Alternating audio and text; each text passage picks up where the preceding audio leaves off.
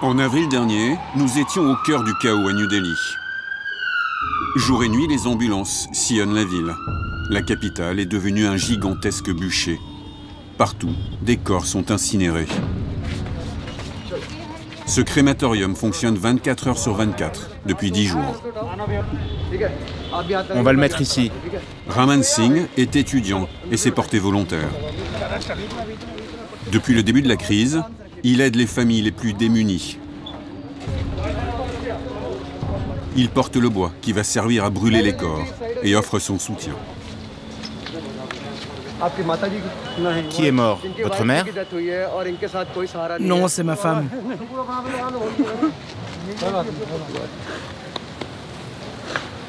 Sois fort, nous sommes avec toi. Je voudrais dire que le taux de mortalité indiqué par le gouvernement est complètement faux. Ils disent qu'il n'y a que 200 personnes qui sont mortes en une seule journée. C'est faux, c'est bien plus. Ce gouvernement, il ne fait rien. On n'a pas d'oxygène, pas de lit, pas de ventilateur, même pas assez d'ambulances. L'Inde bat des records de contamination et est devenue l'épicentre du virus dans le monde. Une hécatombe que n'avait pas vu venir celui qui dirige l'Inde depuis 8 ans. Narendra Modi, le Premier ministre, qui déclarait en janvier dernier que l'Inde avait vaincu la pandémie. Ce pays a réussi à contrôler le coronavirus et cela a permis de sauver le monde entier et l'humanité entière d'une dévastation certaine. 4 mois plus tard, l'Inde est à genoux. Les hôpitaux sont submergés, les malades meurent dans la rue par manque de moyens et d'organisation. Laissez passer l'ambulance, reculez, reculez! C'est la panique, les gens se battent pour des bouteilles d'oxygène et leur survie. On attend depuis ce matin, laissez-nous passer. S'il vous plaît, ma mère est en train de mourir. 350 000 malades et des milliers de morts chaque jour, dont beaucoup de jeunes.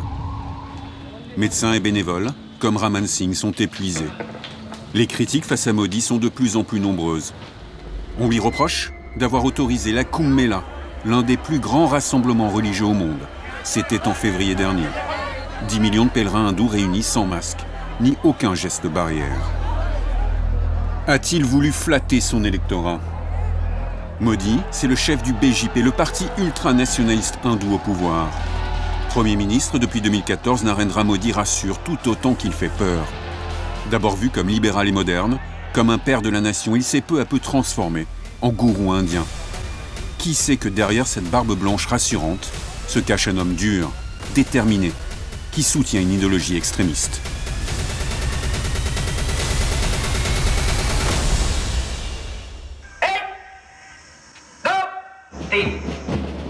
C'est une Inde que vous ne connaissez pas, une Inde qui marche au pas.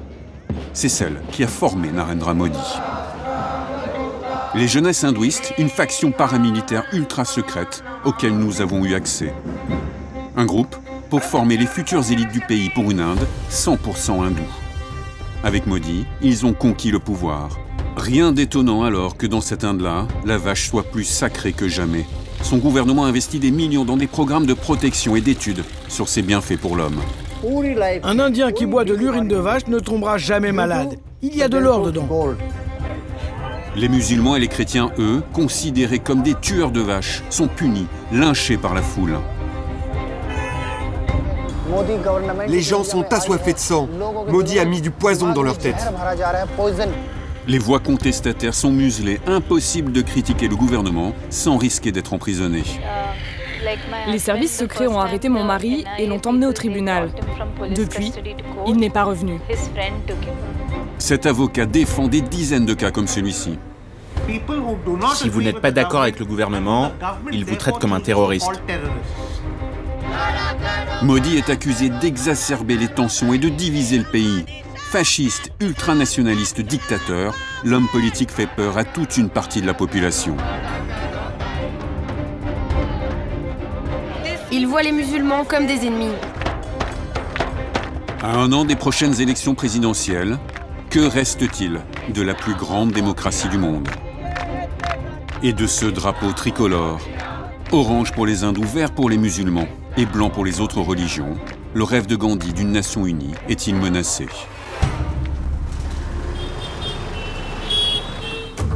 Au pays de Modi, les vaches, le saviez-vous, sont mieux traitées que les hommes. Elles sont devenues des divinités sur pattes. Dès son arrivée au pouvoir, le gouvernement de Modi a débloqué des dizaines de millions d'euros pour leur bien-être.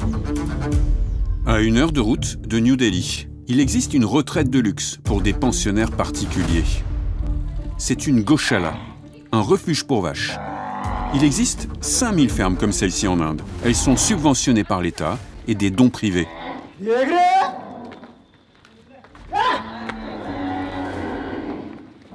Cet ancien agent de sécurité, un fervent hindou, a quitté sa vie qui n'avait pas de sens, selon lui, pour se consacrer bénévolement à ses vaches. Nous croyons en la divinité de la vache. Ce sont des déesses, nos mères à tous. Dehors, elles souffrent et elles mangent n'importe quoi, même du plastique. Ici, tout est propre, elles ne s'intoxiquent pas. Ces vaches sont bichonnées et leurs déjections sont soigneusement récoltées. Celles-ci sont considérées comme miraculeuses. Tous les jours, l'ancien agent de sécurité et son jeune apprenti se lèvent à 4 heures du matin pour recueillir la première urine. Je les stimule, c'est pour les faire uriner. Une urine de premier choix, destinée à la consommation humaine. Beaucoup de maladies sont guéries rien qu'en touchant nos vaches ou en frottant la main sur leur dos. Les vaches indiennes sont les meilleures. Tous les médecins et les scientifiques s'accordent pour le dire. Ici, on croit aux vertus thérapeutiques de la vache sur l'homme. Le responsable de cette ferme, le docteur Daya, conçoit des médicaments à base d'urine et aussi de bouse de vache. Les déjections sont transformées, conditionnées en granulés ou en gélules avant d'être vendues dans les pharmacies du pays. Le docteur Daya veut nous montrer toutes les étapes. L'odeur d'urine et d'ammoniac est insoutenable. Eux semblent habitués. Nous versons l'urine de vache dans cette cuve. Ensuite, on la fait bouillir et de la mousse se forme. La mousse, c'est le gaz d'ammoniac qui est relâché. Ensuite, on retire cette mousse car elle pourrait endommager le foie. Et là, dans ces jarres, nous préparons toutes sortes de médicaments. Il y en a même pour guérir le sida et le cancer. On met la base et puis on ajoute tout ce dont on a besoin. Par exemple, de l'aloe vera ou du curcuma. Ensuite, on mélange à l'urine de vache. Sa pratique repose sur la conviction que tout ce qui sort des vaches est divin. Dans ces cuves, l'urine est filtrée jusqu'à devenir limpide. Regardez ça, c'est comme de l'eau. Lui-même en boit tous les jours.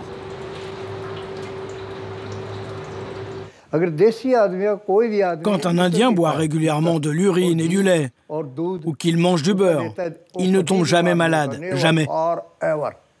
De toute sa vie, il n'aura pas une seule maladie. Et c'est grâce à la présence d'or dans l'urine, mais aussi dans le lait de nos vaches.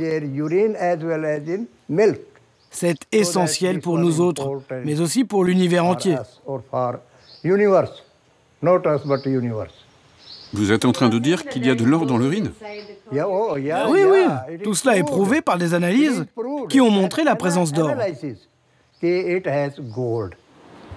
Toutes ces croyances sont proclamées comme des vérités scientifiques. Et regardez, c'est notre stock de médicaments. Des comprimés pour toutes sortes de maux, le foie, la digestion ou bien encore des sirops. Il en vend 3000 bouteilles par mois. Et ces derniers temps, les ventes ont explosé dans tout le pays. Des religieux hindous ont fait la promotion de l'urine de vache contre le coronavirus. Le coronavirus est une maladie bactérienne. Et cette urine de vache détruit toutes les bactéries. D'autres s'enduisent de bouse de vache pour les mêmes raisons. Face à l'influence grandissante de ces apprentis sorciers, l'ordre des médecins indiens a dû intervenir. Les gens devraient comprendre qu'utiliser les excréments de vache ou toutes sortes de déjections animales peut au contraire augmenter les risques de maladies ou d'infections. Aujourd'hui, dans l'Inde de Modi, on boit l'urine des vaches, on peut se recouvrir de bouse et se laver avec son lait, mais on peut mourir d'en manger.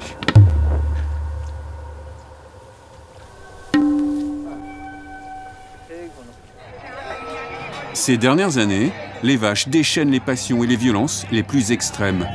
Des hindous fanatisés qui frappent jusqu'à la mort. Il suffit d'être suspecté de manger du bœuf pour finir, comme ce jeune homme de 15 ans lynché par la foule, dans un train. Il était musulman. Les musulmans, 14% de la population, 200 millions d'Indiens, qui sont clairement devenus des cibles. Et Modi fait monter la pression. En 2019, il réforme l'accès à la citoyenneté indienne. La loi prévoit de régulariser les immigrés à condition qu'ils ne soient pas musulmans. Une mesure contre laquelle les Indiens de toute confession manifestent. Quand des célébrités, des étudiants, des citoyens ordinaires défendent une cause, c'est que c'est en train de devenir un mouvement. La tension monte et la situation dégénère en affrontement. À New Delhi, des extrémistes hindous s'introduisent dans plusieurs quartiers du nord de la ville, où vivent de nombreux musulmans. Ils sont armés et vont semer la terreur. Jets de pierre, tirs à balles réelles, les factions nationalistes visent uniquement les musulmans. Durant 3 jours, les habitants appellent à l'aide, mais la police et l'armée venus en renfort ne font rien. Ils seront même suspectés d'avoir participé au lynchage. Des incendies criminels jusqu'à la destruction des habitations. Au bout de 3 jours et 2 nuits de folie meurtrière, les extrémistes hindous quittent les lieux. Le bilan est lourd, 54 morts, des centaines de blessés.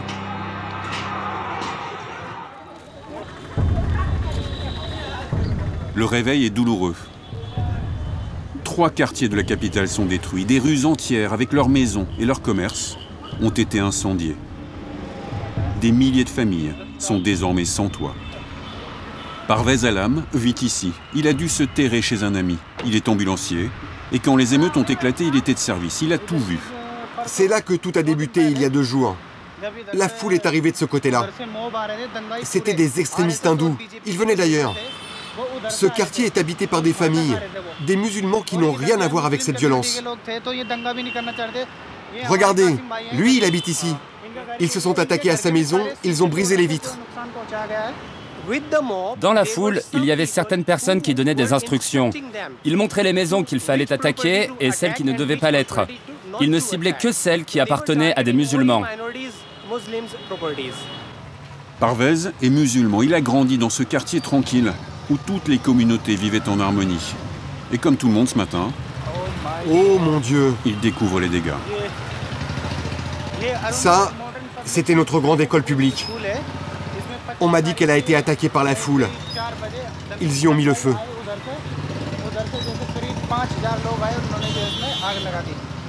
Il ne reste rien des salles de classe, des manuels scolaires, plus rien.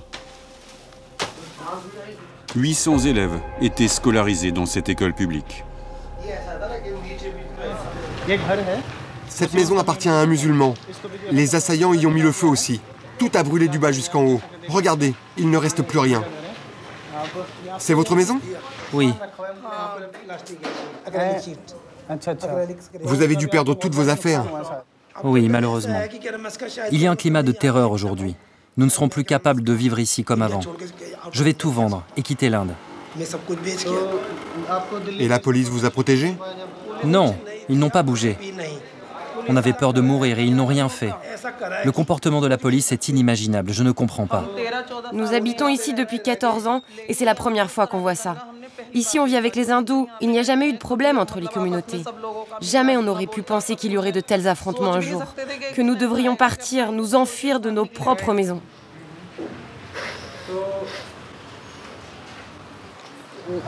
J'ai 24 ans.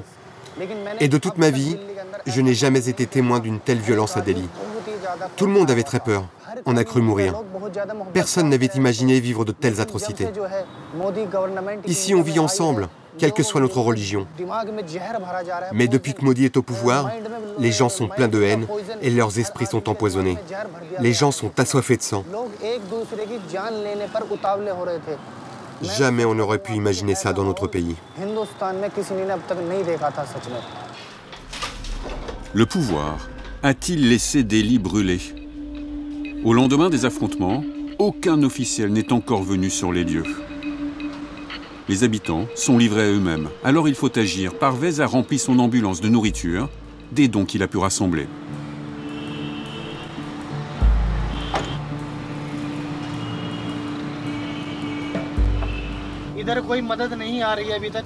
Les victimes n'ont reçu aucune aide des pouvoirs publics, ni de la part des autorités de la ville, ni du gouvernement.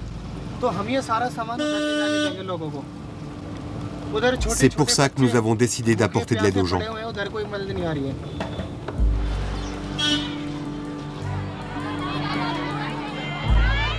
Au volant de son ambulance, Parvez est rapidement bloqué. Des volontaires arrivent de toute la ville pour apporter leur aide aussi. Comme ces hommes en turban, des Sikhs, une autre minorité religieuse. Les gens crèvent de faim. Des enfants n'ont rien mangé depuis 3 jours.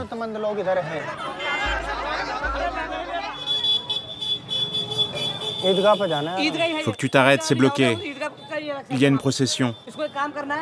Tu ne peux pas aller là-bas. Des cortèges accompagnent les corps des victimes, en silence. 54 habitants ont été tués. Parvez connaît les proches de cette victime. Cette personne a été assassinée pendant les attaques. Ils ont incendié sa maison et ils l'ont abattu. Il a été tué d'une balle dans la tête, là, entre les 2 yeux, à bout portant. Face à l'absence des autorités, les habitants se sont mobilisés. En un jour, ce camp s'est organisé, un camp de réfugiés en plein cœur de la capitale indienne. Les volontaires affluent de toute la ville pour monter des tentes et accueillir les familles à la rue. Tout le quartier accourt vers ce camp de fortune.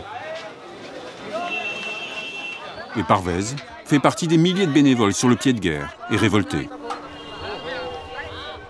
Les tentes sont là-bas. Laissez-le passer.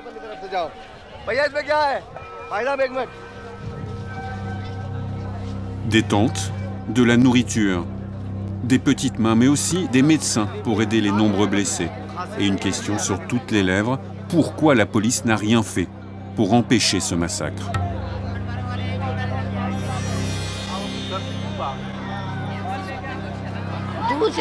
Quand la police est arrivée dans le quartier, on leur a demandé de nous aider à échapper aux attaques, en formant un cordon de sécurité pour nous protéger. Mais ils n'ont rien fait. On a dû se débrouiller pour fuir. Le calme est revenu, mais plus personne ne se sent en sécurité. Parvez, lui, est choqué par ces récits. Lui non plus ne comprend pas pourquoi 3 jours de violence ont été possibles dans une capitale, dans une démocratie. Il veut se rendre à la morgue, où sont rassemblées les familles des victimes, en colère. Elles attendent de pouvoir reconnaître les corps de leurs proches. Tout le monde, ici, se sent abandonné.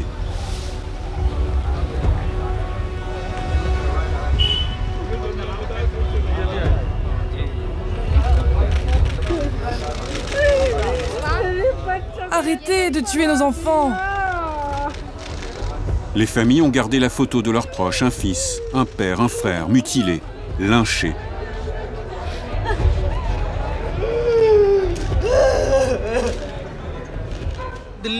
Si seulement la police de Delhi avait agi et était intervenue au bon moment, ce pogrom n'aurait pas eu lieu à Delhi. Le gouvernement dort. Il est aveugle aux atrocités. La police elle-même a tiré sur les victimes. La police est de mèche. Toute l'administration est de mèche.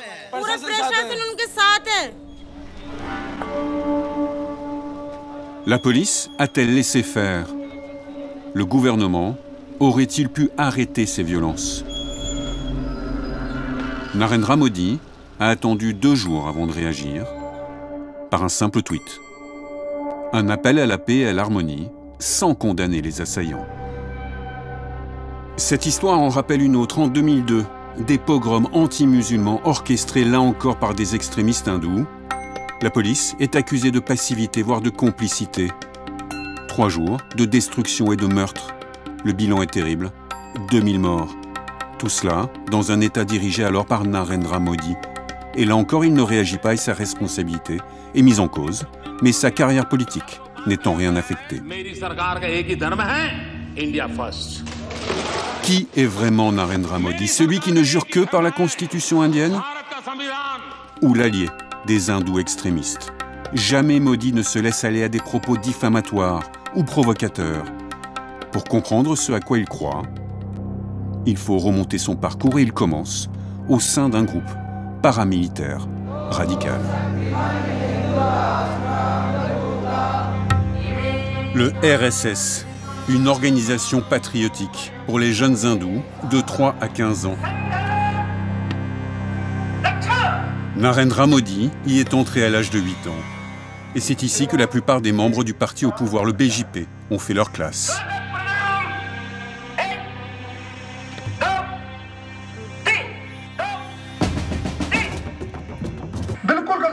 Si nous pouvons seulement convertir 3% de la nation à nos valeurs, faire asseoir les habitants, les faire écouter comme vous le faites aujourd'hui, alors nous pourrons changer le visage de ce pays.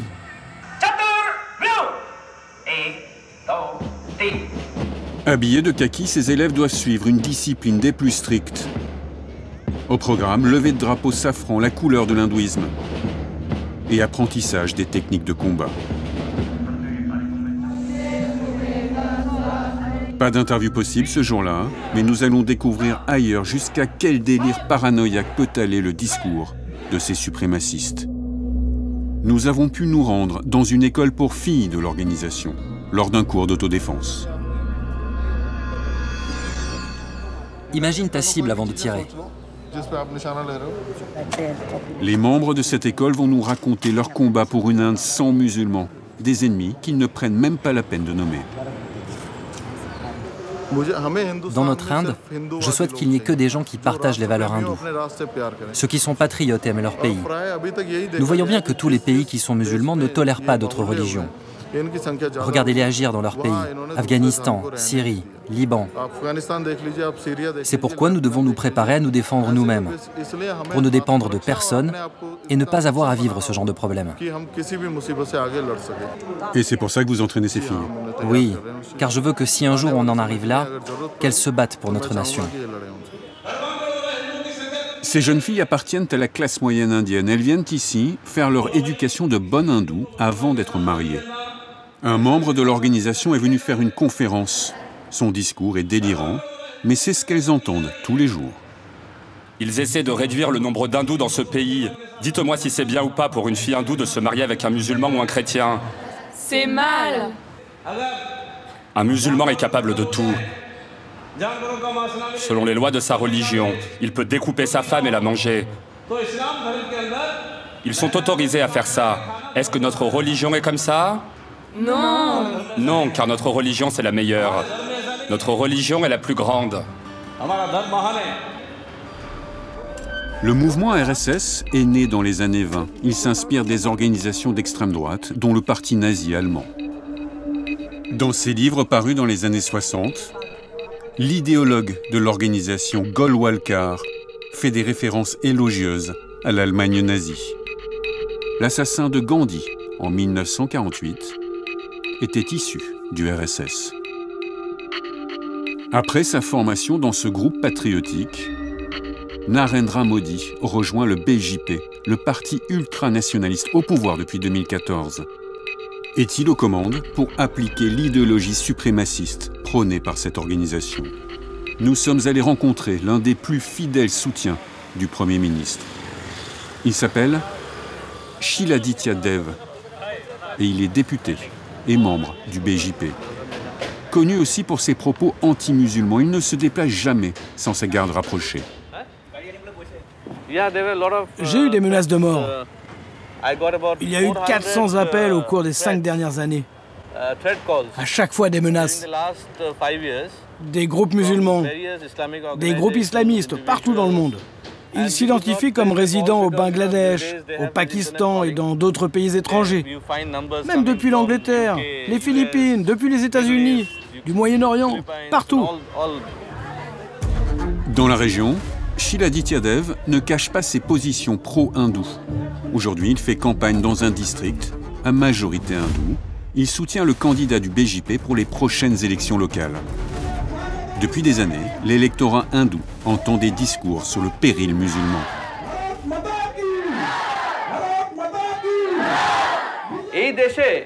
Dans ce pays, nous avions 80% d'hindous. Aujourd'hui, nous avons été réduits à 70%. Nous nous dirigeons maintenant vers une minorité. Nos droits sont bafoués, les terres de nos temples sont saisies. La terre de nos ancêtres nous est enlevée, nos femmes ne se sentent pas en sécurité. Jouer sur la peur. Ce jour-là, le discours est adapté à son public, uniquement des femmes qui ont été convoquées pour entendre leurs députés. Le pays tout entier est en danger. La communauté hindoue est en danger. Si l'opposition revient au pouvoir, toute la communauté hindoue aura de nouveau des problèmes. Ils ont déjà divisé ce pays sur la base de la religion. Et ils vont continuer à le détruire.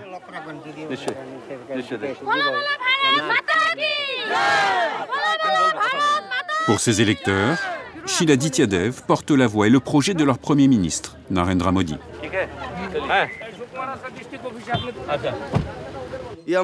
Oui, nous le disons. Nous voulons une Inde pour les seuls hindous. Parce que nous sommes tous des Indiens. J'aime Modi, il est comme mon père. Il est notre Dieu. Oui, Modiji, c'est mon Dieu. Sheila Dityadev a rejoint les rangs du BJP il y a 30 ans, avec pour idole et modèle Narendra Modi. Les gens qui travaillent avec moi disent « Modi est votre idole ». C'est vrai. En 2015, il était Premier ministre, il est venu ici et je l'ai accompagné dans beaucoup de meetings. Je l'ai escorté en quelque sorte. À la fin de la journée, il m'a serré très fort. Il a mis sa main là, sur mon visage, comme ça. Et c'était comme si je sentais sa main de fer. J'étais dans la main du Premier ministre du pays pendant quelques minutes. Et c'est comme si le temps s'était arrêté. Sheila Dityadev a lui aussi intégré les rangs de l'organisation patriotique dans sa jeunesse. C'est là qu'il s'est formé, comme Modi. Puis, il a rejoint le BJP. Là, c'était quand j'étais dans la section jeunesse du BJP. Nous avons organisé une grève de la faim à Delhi pour protester contre l'immigration illégale du Bangladesh. C'est une menace pour la culture indienne, notre culture, notre terre, nos droits politiques. Et la religion, bien sûr, parce que les Bangladais sont des islamistes. Ils viennent ici, ils pratiquent l'islam, ils convertissent les gens qui sont ici, qui pratiquent l'hindouisme, et ça devient un vrai problème. Cette peur de la perte de l'identité hindoue, c'est l'obsession des nationalistes. Lutter contre l'immigration ne suffit pas, il faut reconquérir des territoires et les peupler de bons hindous, patriotes et religieux. Et pour cela, il leur faut créer une race pure. Dans l'état du Gujarat, dirigé pendant 13 ans par Narendra Modi, ce centre aux allures de club de vacances, financé par la branche santé du mouvement RSS, attire des familles pour une bien étrange promesse, mettre au monde des êtres parfaits et supérieurs. Dans ces huttes, des couples viennent concevoir leur futur prodige. Le docteur Narwani est celle qui a théorisé et mis au point un programme qui mélange religion, régime alimentaire et endoctrinement. Après s'être purifié le corps et les vaisseaux sanguins, nous allons passer au processus qui va vous permettre d'élever votre âme, de la rendre belle et assainir ainsi votre corps. Elle a monté ce centre il y a 15 ans.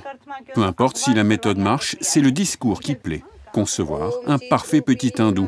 Aujourd'hui, c'est au tour de Sony, 25 ans, et de Rajesh, 27 ans. La cérémonie est organisée par une prêtresse hindoue. Les dates de leur séjour ont été planifiées par un astrologue. Ils vont rester ici 7 jours pour concevoir leur enfant. Nous devons prier pour cela tous les jours.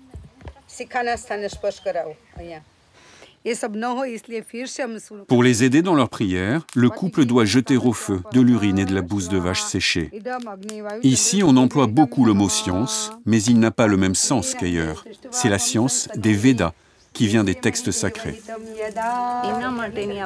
C'est le processus. Nous devons suivre ces rituels. C'est purement scientifique. Par exemple, le moment particulier de la grossesse, c'est à partir du 6e jour de l'ovulation. Ce jour-là, la couleur que nous portons doit attirer les rayons cosmiques de l'univers.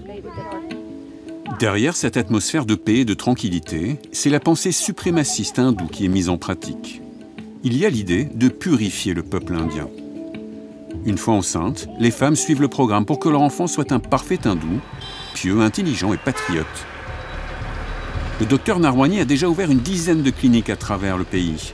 Plusieurs milliers d'enfants sont nés en suivant ce projet.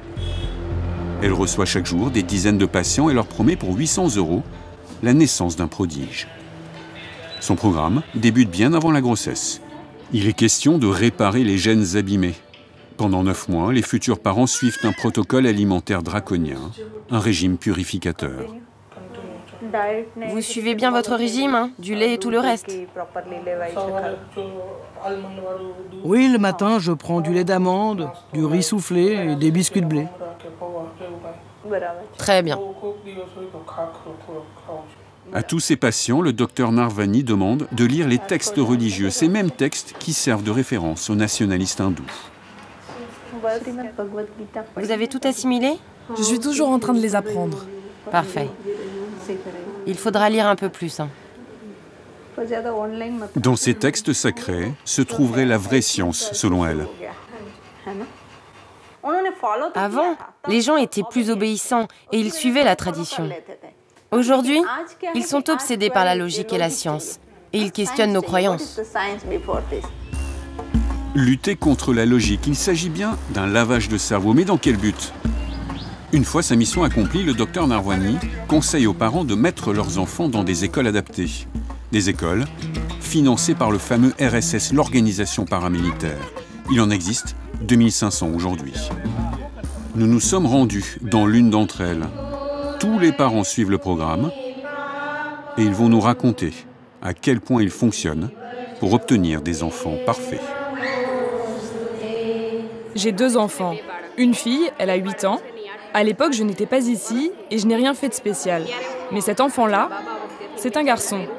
Et j'ai suivi la préparation. Et maintenant, je peux voir la différence entre les deux. Ma fille est insupportable, alors que lui est très paisible et très intelligent. Que deviennent ensuite ces charmants bambins? Ils suivent les cours de la directrice, elle aussi une fervente patriote, et qui va nous montrer 7 cartes qui résument le but de tous ces efforts, revenir à l'Inde ancestrale, idéal, réunifié et 100% hindou. Avant, le Bangladesh, la Birmanie, le Sri Lanka, le Pakistan, l'Afghanistan, tout cela faisait partie de l'Inde, qu'on appelle aussi Bharat. Puis lentement, elle s'est divisée en plus petites régions, puis différents pays ont été créés. Nous essayons de faire en sorte que ces régions soient à nouveau réunies et qu'elles redeviennent hindoues.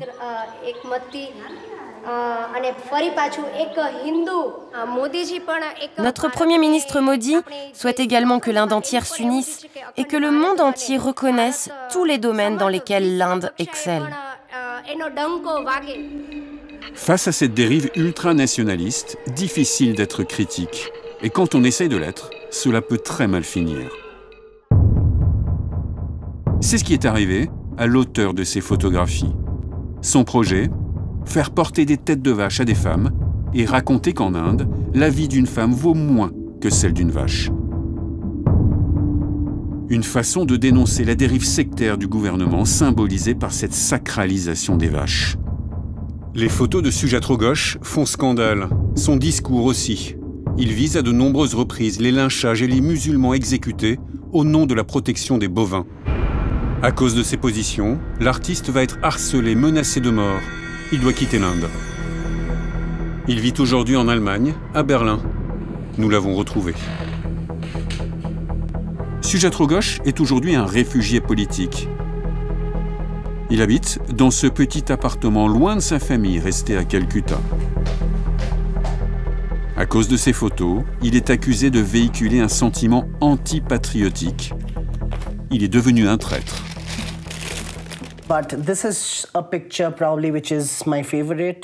Je l'ai prise à Varanasi. C'est l'État où l'on vénère le plus la vache. Cet endroit est vraiment iconique. Un centre politique, le cœur religieux du Varanasi.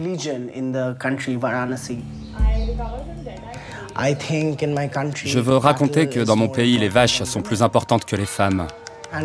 Parce que vous savez, par exemple, qu'en Inde, il y a un viol toutes les 15 minutes. Et quasiment aucune condamnation. À la suite de ce travail, les menaces se sont intensifiées, jusqu'à devenir invivables pour le jeune photographe. Il craint aujourd'hui pour la vie de sa famille et celle de ses amis. À Calcutta, il y a eu une vague d'idéologues hindous qui ont tout changé. J'ai grandi dans cette ville. Avant, ce n'était pas comme ça. J'avais des amis de tous les horizons. Les choses ont commencé à devenir plus compliquées et il y a eu un moment où des gens ont commencé à me suivre à la maison.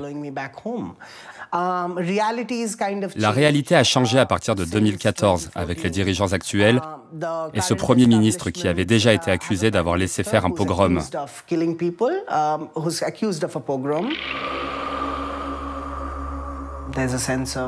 Aujourd'hui, les artistes ont peur face au gouvernement.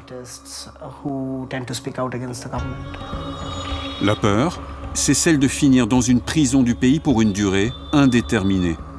Depuis un an, pas une semaine ne s'écoule sans l'annonce d'une personne arrêtée, activiste réputé ou simple citoyen. C'est ce qui est arrivé dans cette famille de New Delhi. Hani Babu, professeur d'anglais à la faculté de New Delhi, a été incarcéré 6 mois plus tôt. Sa femme et sa fille ne l'ont pas revu depuis. L'universitaire est arrêté après une conférence. Ardent défenseur des droits de l'homme, il soutenait depuis quelques semaines des militants injustement emprisonnés selon lui. Il est aussi musulman. Et là, c'est quoi? Là, il est conduit au tribunal. Ce sont les services secrets qui l'emmènent. C'est un ami à lui qui a filmé. Il est avocat. Je ne peux pas croire que c'est arrivé. Parfois, je me demande si c'est la réalité, tellement la situation est incompréhensible. Les services secrets indiens perquisitionnent le domicile familial sous les yeux de Jenny et de sa fille Farzana, 15 ans. Il y avait une vingtaine de policiers dans la maison et pour ne pas que l'on contacte quelqu'un de l'extérieur, ils nous ont confisqué nos téléphones. Quand j'ai voulu aller dans la salle de bain, ils m'ont suivi. Ils ont pris mon téléphone, celui de ma fille, et ils ont fouillé toute la maison. Ils filmaient les livres sur les étagères, ils voulaient voir ce que nous lisions, nous, un couple d'universitaires, comme si c'était un crime de lire des livres. Ils ont pris son ordinateur, ils ont pris des documents concernant un autre professeur qui avait été arrêté. Mon mari le soutenait au nom des droits de l'homme. Ils ont tout pris et nous ont gardés comme ça pendant 6 heures. Et pendant 50 jours, elles sont restées sans nouvelles, jusqu'à cette première lettre. Ma très chère Jenny et ma petite chérie, après vous avoir écrit des centaines de fois dans ma tête, me voici enfin capable de vous écrire sur un papier.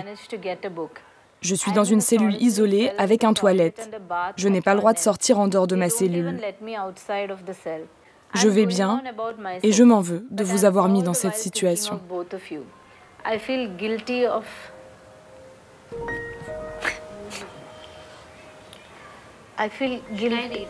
Tu veux que je continue?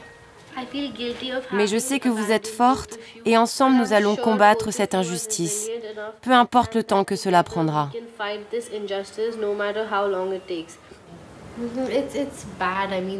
C'est vraiment horrible. Ils arrêtent n'importe qui avec des accusations sans fondement, sans preuve. C'est terrible. Le gouvernement accuse l'universitaire de terrorisme, de complot marxiste et d'avoir organisé des émeutes 6 ans plus tôt dans une ville où il n'est pourtant jamais allé. Farzana a fait une dépression. Jenny, enseignante elle aussi à l'université, a abandonné son travail pour s'occuper de sa fille et organiser la défense de son mari. Après 6 mois d'attente, elles ont enfin eu l'autorisation de le voir. Ce matin, elles partent pour Bombay, au sud du pays, là où il est emprisonné. On a fait quelques courses. Ma fille a voulu lui acheter un masque pour dormir parce qu'il n'éteignent jamais la lumière dans les cellules. C'est allumé 24 heures sur 24. Ils ne sont jamais dans l'obscurité. Elles vont prendre le train, la solution la plus économique. 16 heures de trajet.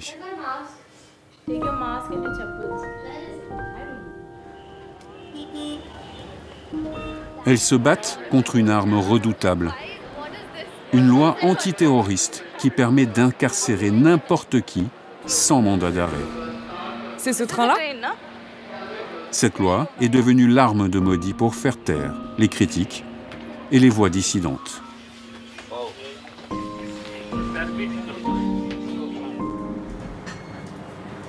Là-bas, elles vont aussi rencontrer leur avocat. Elles espèrent encore un dénouement proche. Un long voyage les attend. Après un jour et une nuit de trajet, Jenny et Farzana arrivent à destination à Bombay, la mégalopole de 20 millions d'habitants.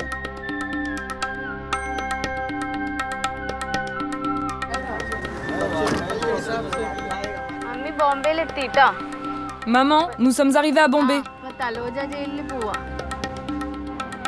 Dans moins d'une heure, elles seront devant la prison. J'espère que nous allons pouvoir le voir ensemble, toutes les deux. Oui, j'espère qu'on y arrivera.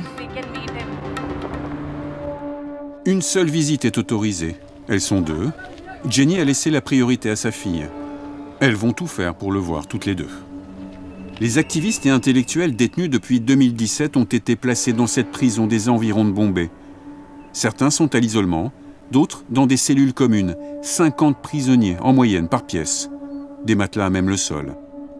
Après 6 heures d'attente, aux portes de la prison, Jenny a pu voir son mari. On l'a rencontré. Et Farzana, son père. Toutes les deux? Oui, toutes les deux. Au début, ils n'ont autorisé qu'une seule d'entre nous à entrer.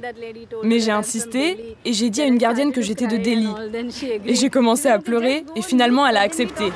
Nous l'avons vue et avons pu parler pendant un long moment, au moins 30 minutes. Mais non, 5 minutes seulement. Il m'a demandé comment j'allais et on a juste parlé un petit peu et puis ma mère est arrivée, ce qui était inattendu mais c'était tellement bien. Nous étions réunis tous les trois. On a enfin pu le voir, après 6 mois.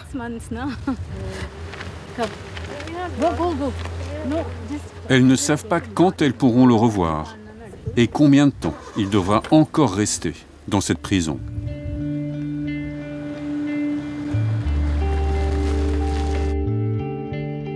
C'est auprès de leur avocat qu'elles comptent avoir des réponses.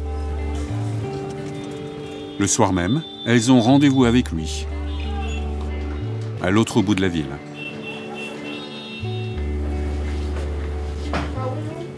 Bonjour. On a réussi à le voir, oui. C'est lui qu'elles sont venues voir, Maître Hughes. Il représente d'autres familles. Toutes ont vu un de leurs proches arrêté subitement et incarcéré sous le coup de la loi antiterroriste. Des activistes, comme de simples professeurs d'école. Difficile de contrer cette redoutable arme d'État. Il n'est pas très optimiste. Le cas de Babou est l'un des exemples les plus extrêmes que j'ai vus jusqu'à présent. Une fausse implication dans une affaire de terrorisme. Je n'ai pas le moindre doute que le cas ait été totalement fabriqué.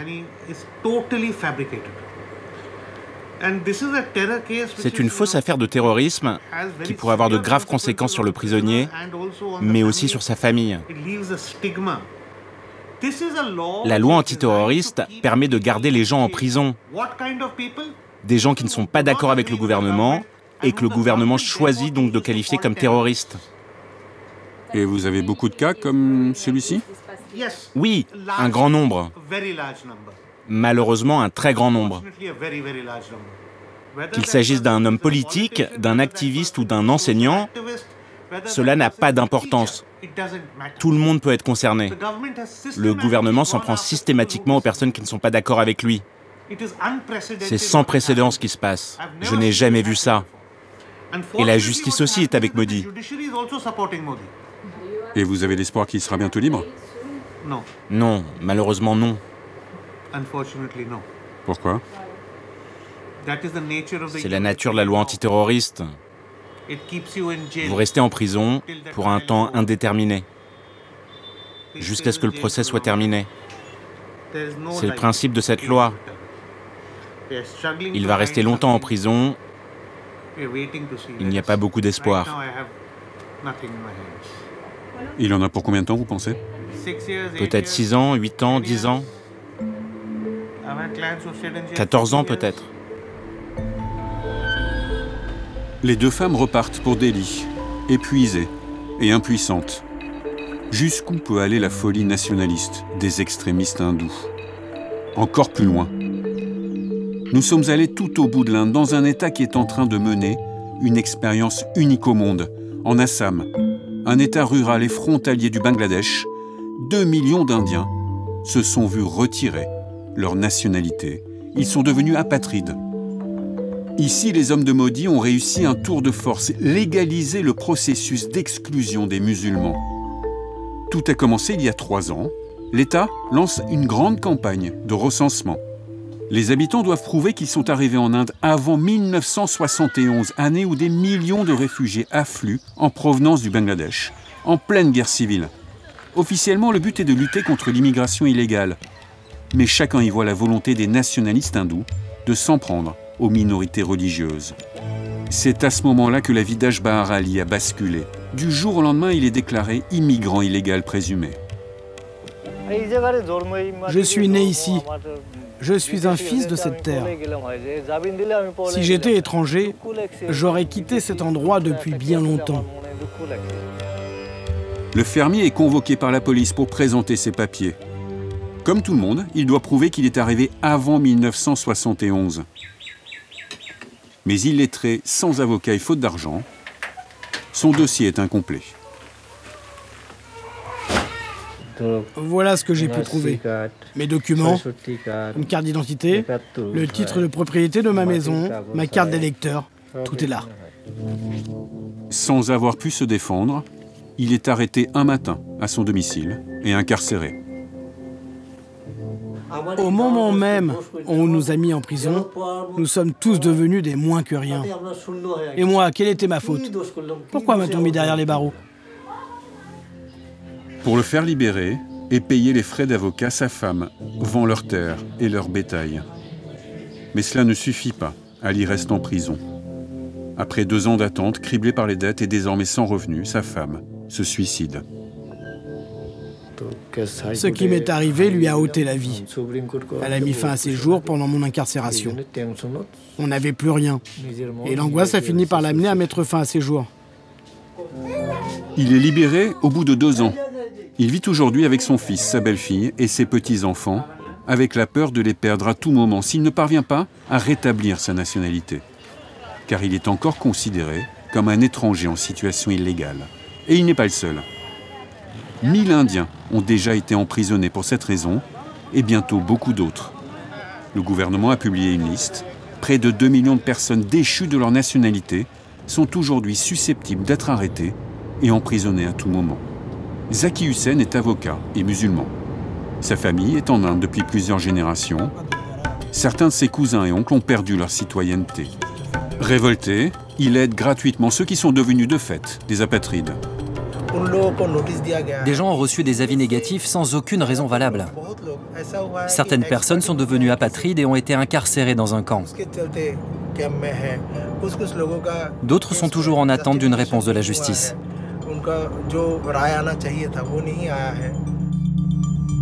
Des Indiens nés sur cette terre et enfermés dans des camps. C'est la solution qu'a trouvée le gouvernement de l'Assam. Je cherche le centre de détention. C'est par là. 10 camps de détention sont en ce moment en construction. Là maintenant, il va falloir tourner à droite pour aller au camp. L'un d'eux est presque achevé. Zaki Hussain nous y conduit pour nous montrer ce que le gouvernement a planifié.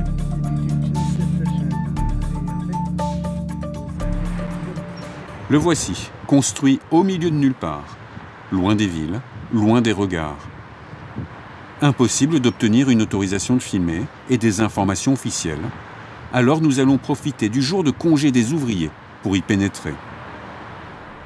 Un contremaître est présent ce jour-là. Zaki Hussein se présente en tant qu'avocat et l'homme va lui dire ce qu'il sait. Ici, c'est donc un centre de détention. Vous savez combien de personnes vont être ici? Je ne connais pas le nombre exact.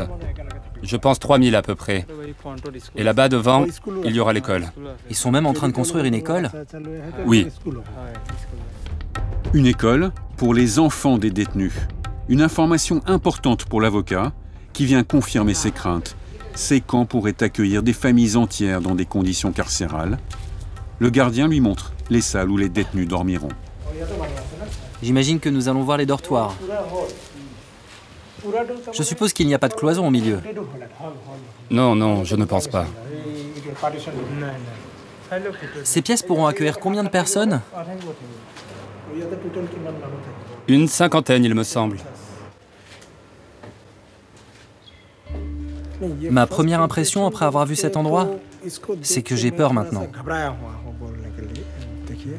Toutes les personnes qui n'ont pas pu se défendre, même si elles ont les bons documents en leur possession, voilà où elles vont terminer. Ici, enfermés, et ils seront nombreux. Ce sera essentiellement des pauvres, des illettrés, des personnes dans des régions éloignées. Beaucoup de personnes sont concernées. Et seulement des musulmans, car eux ne peuvent être régularisés depuis la réforme de la citoyenneté. Combien de temps les détenus resteront-ils ici? Des années selon l'avocat, car le Bangladesh ne veut pas accueillir ceux qui, jusqu'à présent, étaient indiens. Zakir Hussain craint surtout une chose, que ce qui se passe ici serve d'exemple pour le gouvernement de Narendra Modi et finisse par s'appliquer dans tout le pays. À commencer par l'Uttar Pradesh, l'un des États les plus pauvres de l'Inde, dirigé aussi par le BJP. Face aux dérives du gouvernement, des êtres courageux se lèvent. Comme Parvez, le jeune ambulancier témoin des émeutes de New Delhi. À 26 ans, il s'est engagé en politique. Avec tout ce qui se passe, nous les jeunes de l'Inde, hindous, musulmans, les jeunes de toutes les communautés et de toutes les confessions, nous devons nous rassembler pour protéger notre pays et le faire avancer.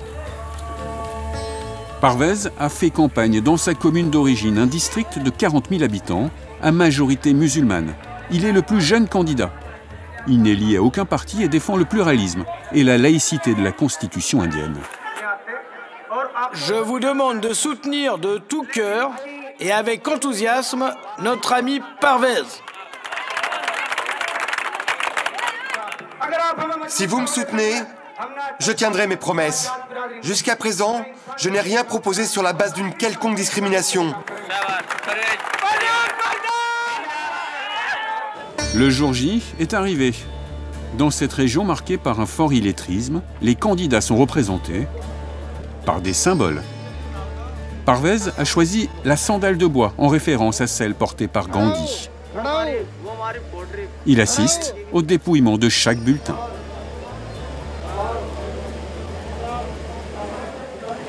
Pour la liste de la sandale en bois, 2200 voix. Oui, 2200 pour la sandale en bois. Parvez vient d'être élu et il a du mal à cacher son émotion. Tout un symbole dans un pays encore largement dominé par le parti ultranationaliste.